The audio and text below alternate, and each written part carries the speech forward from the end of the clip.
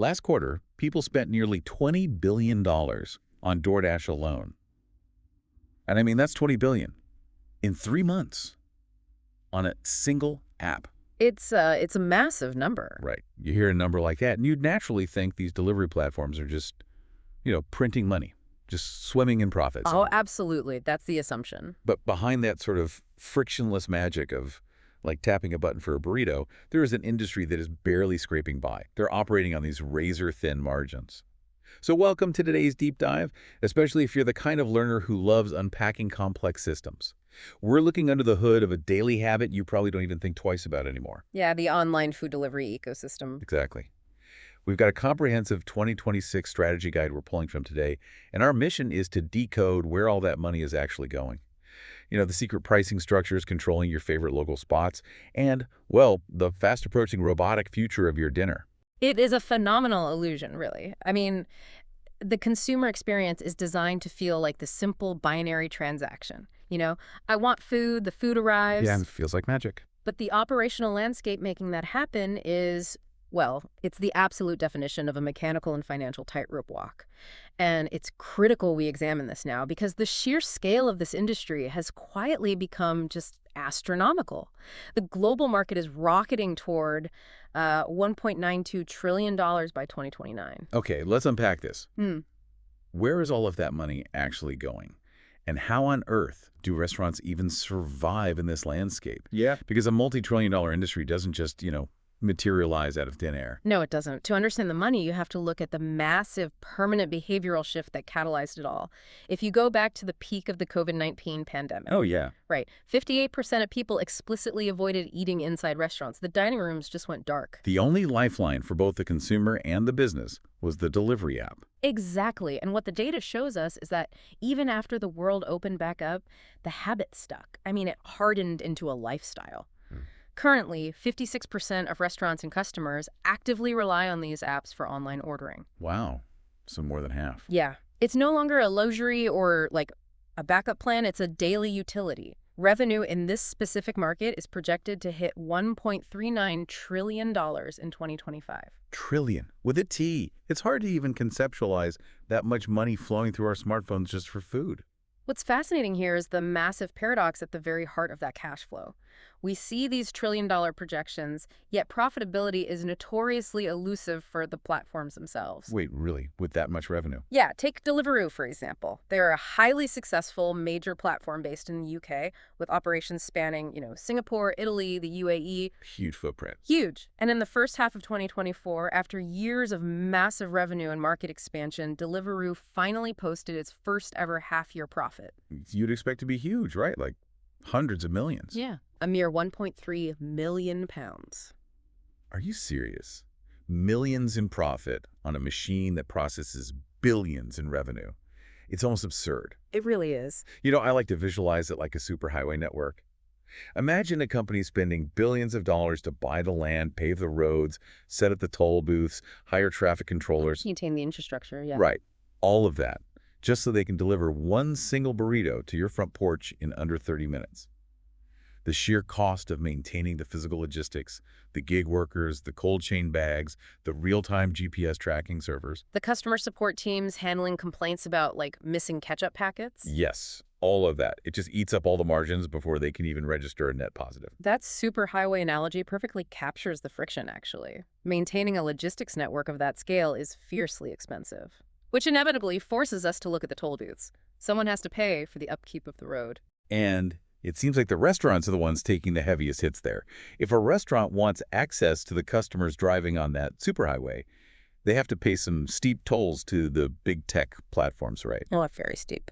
Let's break down those tolls, starting with Uber Eats. They have a massive footprint, 95 million users globally, operating in 10,000 cities. That's incredible. And that level of market dominance creates a scenario where restaurants feel financially compelled to be on the platform, or they risk, total invisibility. But that visibility comes at a premium.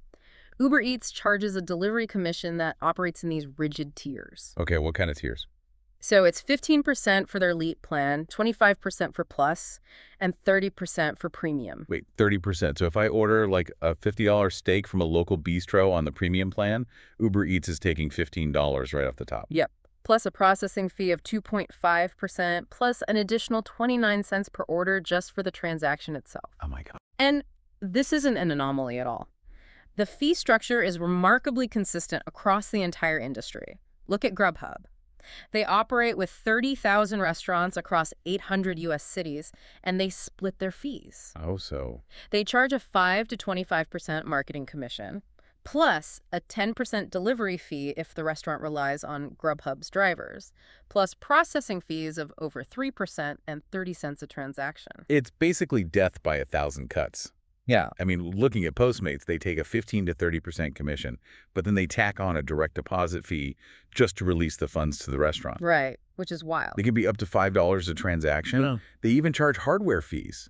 Like if a kitchen needs to rent the digital tablet to actually receive the incoming orders, that's another $5 a month. And DoorDash operates with a very similar aggressiveness.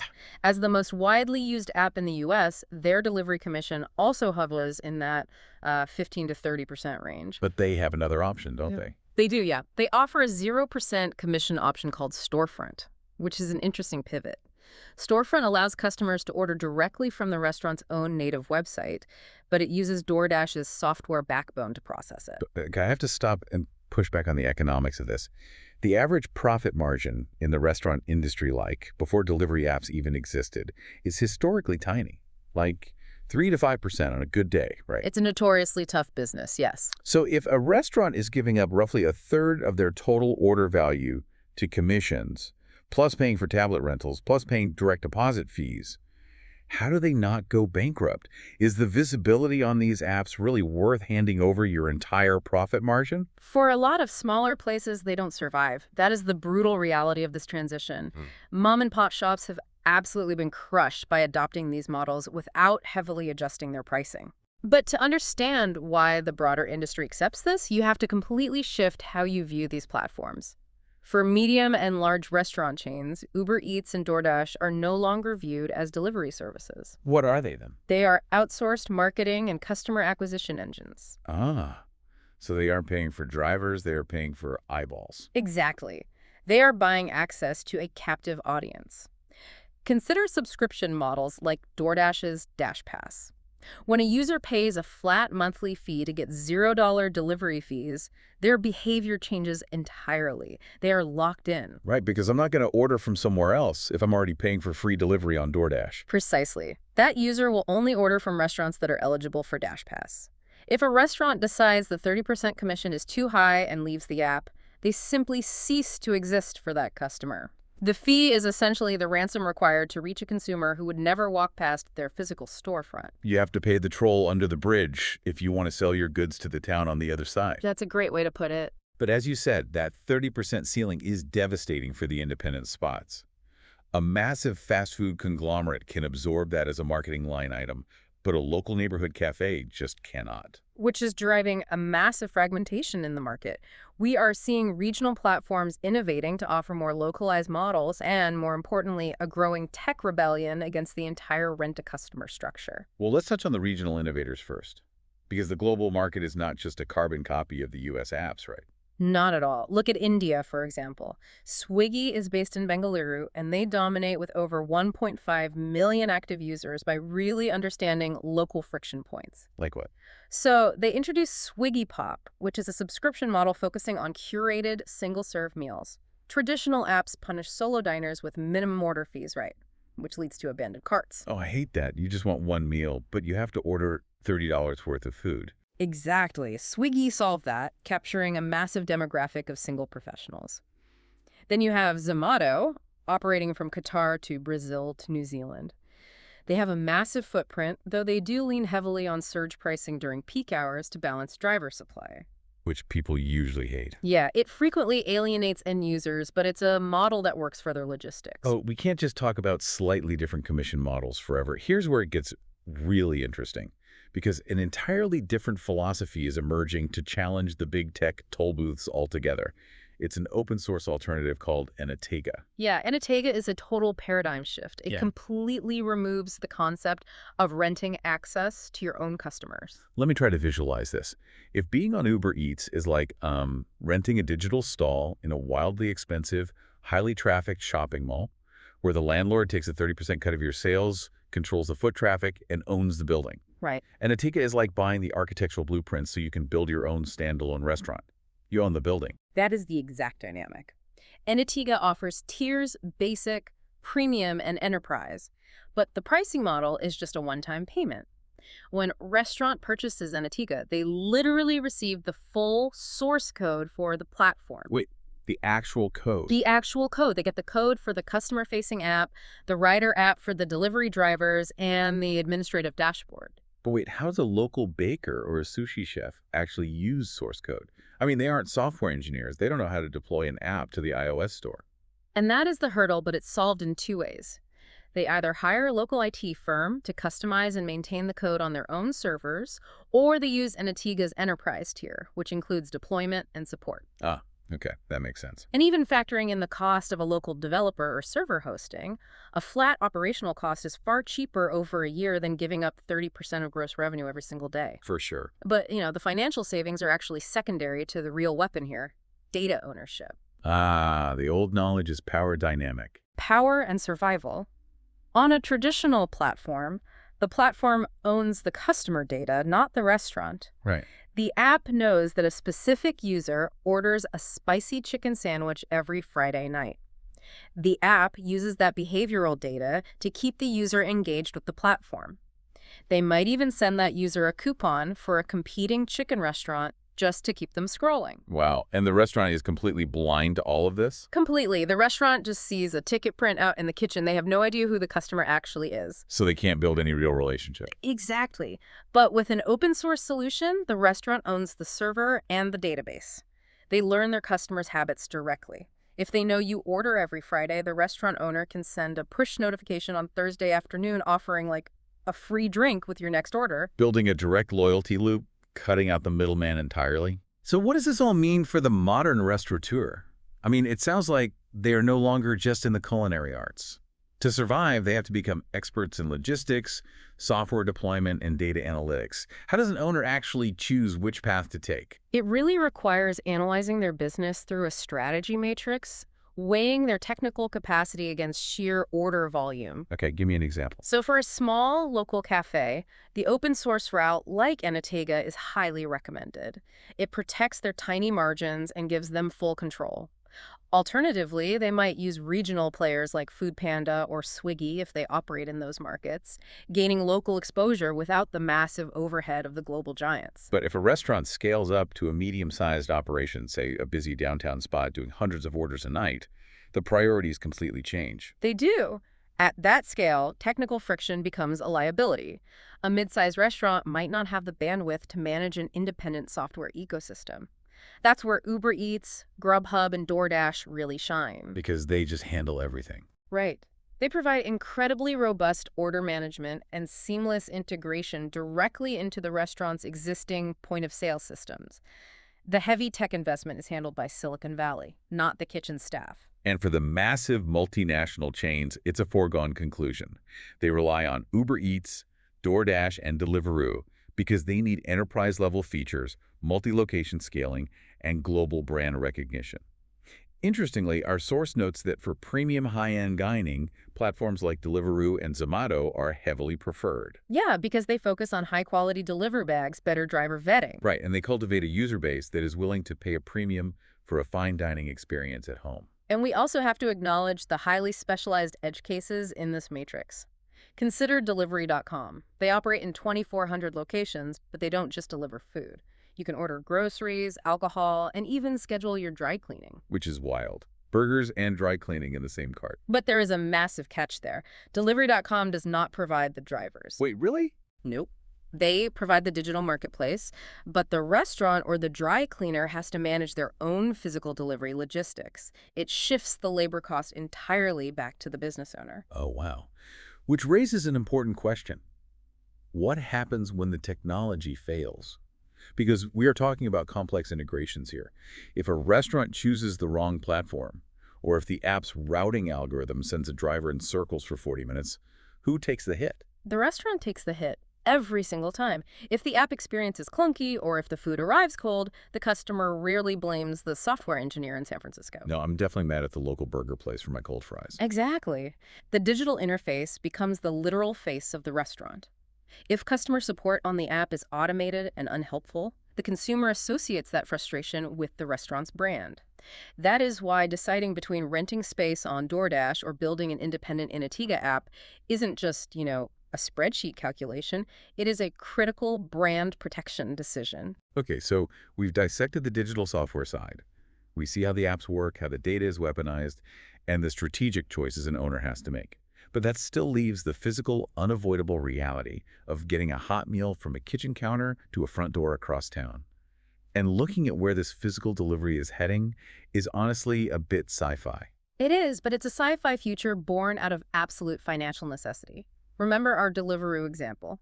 A £1.3 million profit on a massive infrastructure. The incredibly expensive superhighway. Right. If we connect this to the bigger picture, the current logistical model is fundamentally broken. Paying a human being to drive a 2-ton gas-powered vehicle across a congested city to deliver a $12 sandwich is unsustainable. The margins simply do not work. It just doesn't scale. No. Automation is not a gimmick for this industry. It is the only viable path to long-term profitability. Which means removing the human courier from the equation entirely. Yes. The transition toward alternative delivery models is accelerating rapidly. We are talking about drones, autonomous vehicles, and sidewalk delivery robots. Like those little coolers on wheels. Exactly. The ultimate goal is to achieve highly cost-effective, hyper-efficient delivery by eliminating the most unpredictable and expensive variables: human labor, hourly wages, and traditional vehicle maintenance. I know they are already testing those autonomous cooler robots in several cities. And honestly, it introduces a whole new set of real-world friction. You see videos online of these delivery robots getting stuck in snowbanks or confusing a crosswalk, or literally being bullied by teenagers who just tip them over. The real world is messy. It is incredibly messy. Yeah. Navigating a dynamic, unpredictable sidewalk is one of the hardest engineering challenges in robotics today. I bet. But the tech industry is pushing through those hurdles because the financial upside is too massive to ignore. Once a platform maps a neighborhood and gets a fleet of robots operating smoothly, their cost per delivery just plummets. The research also emphasizes a huge push for sustainability alongside this automation. Is that purely environmental, or is it another financial play? It's both, seamlessly integrated. The industry faces intense scrutiny over its carbon footprint and single-use plastics. So we are seeing a shift toward eco-friendly packaging, but more importantly, from a software perspective, is route optimization. Meaning what, exactly? Advanced algorithms that calculate the absolute most efficient path for a driver, or a robot reducing mileage and emissions. Yes, it lowers the carbon footprint, which appeals to environmentally conscious consumers, but crucially, it saves the platforms millions of dollars in fuel and logistical overhead. It all comes back to making that superhighway as ruthlessly efficient and cheap to operate as possible. Exactly. So as we wrap up this deep dive, just look at the incredible landscape we've uncovered.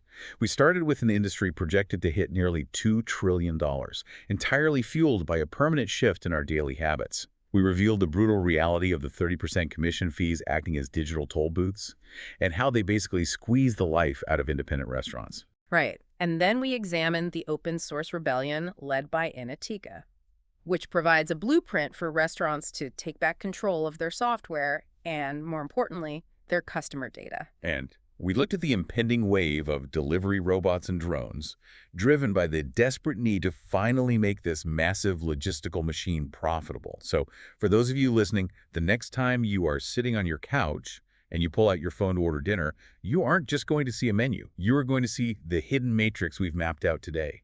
You'll see the complex web of commission tiers, the invisible battle for your behavioral data. And the frantic, automated logistics happening right beneath the glass of your screen. You'll finally see the heavy machinery operating behind the magic trick. Perfectly said. But I want to leave you with one final, slightly provocative thought to mull over. If we follow this entire operational trend to its logical conclusion, if these tech platforms eventually master autonomous drone delivery, And if they successfully hoard all the localized data on exactly what your neighborhood wants to eat and precisely when they want to eat it, will we see the death of the physical restaurant Mhm. dining room altogether? Wow. Yeah. What happens when a restaurant doesn't need waiters, or a charming storefront, or even a sign? What happens when your favorite local spot is actually just a windowless kitchen in a cheap industrial park, perfectly optimized for an algorithm, cooking meals solely for robots to carry away into the night? It's a completely different world being built right now. Keep looking under the hood.